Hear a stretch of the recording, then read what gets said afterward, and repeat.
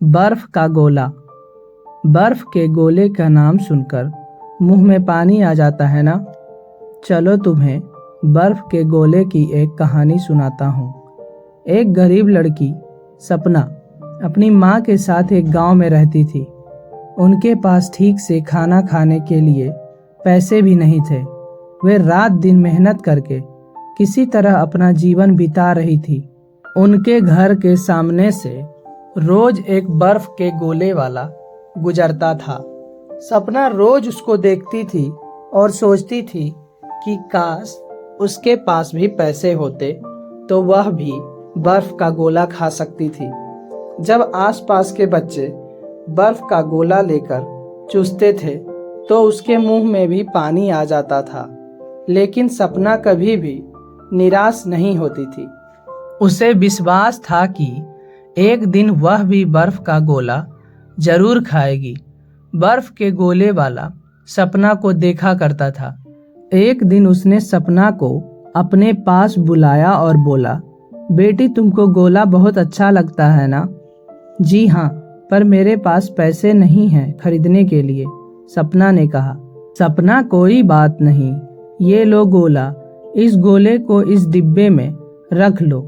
गोले वाले ने सपना को एक डिब्बा और एक गोला देते हुए कहा। लेकिन मैं गोला खाना चाहती हूँ, सपना बोली। तब गोले वाले ने बताया, यह एक जादुई डब्बा है, मैं तुम्हें समझाता हूँ। ऐसा कहकर उसने गोला उस डब्बे में रख दिया, फिर बोला, शुरू करो। सपना ने देखा कि डिब्बा अपने आप बर्फ से भरना शुरू हो गया। जब डिब्बा भरने वाला था तो गोले वाले ने कहा, रुक जाओ, और बर्फ बननी बंद हो गई। तब उसने अंदर से थोड़ी सी बर्फ निकाली और एक गोला बनाकर सपना को दिया। सपना ने गोले वाले को धन्यवाद दिया। उसने जादुई डब्बा उठाया और गोला चूसती हुई अपनी माँ के पास पहुंची। उसने अपनी माँ को पूरी बात बताई।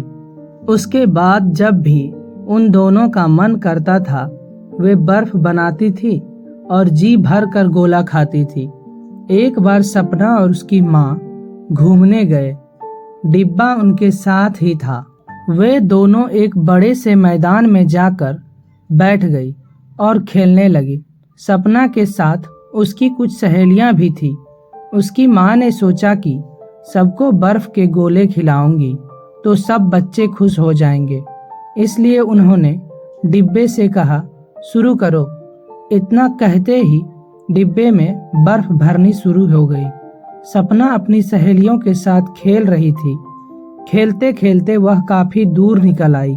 जब उसकी माँ ने देखा कि सपना वहां नहीं है तो उन्हें चिंता हुई।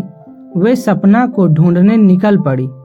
सपना और उसकी सहेलियां दौड़ते दौड़ते अपने गांव तक पहुंच गई थी। इस सारी गड़बड़ में वे लोग बर्फ के डिब्बे को बिल्कुल भूल गए। उधर डिब्बा बर्फ बनाता जा रहा था। धीरे धीरे वहां चारों ओर बर्फ ही बर्फ फैलने लगी। रात हो गई थी, इसलिए सपना और उसकी माँ सो गए। आधी रात को अचानक गांव के सभी लोगों को ठंड लगने लगी। वे सब हैरान थे कि पूरे गांव में अचानक ठंड कैसे हो गई है। उन्होंने अपने आप को ढकने के लिए मोटी मोटी चादरें ली और अपने घरों से बाहर निकल आए।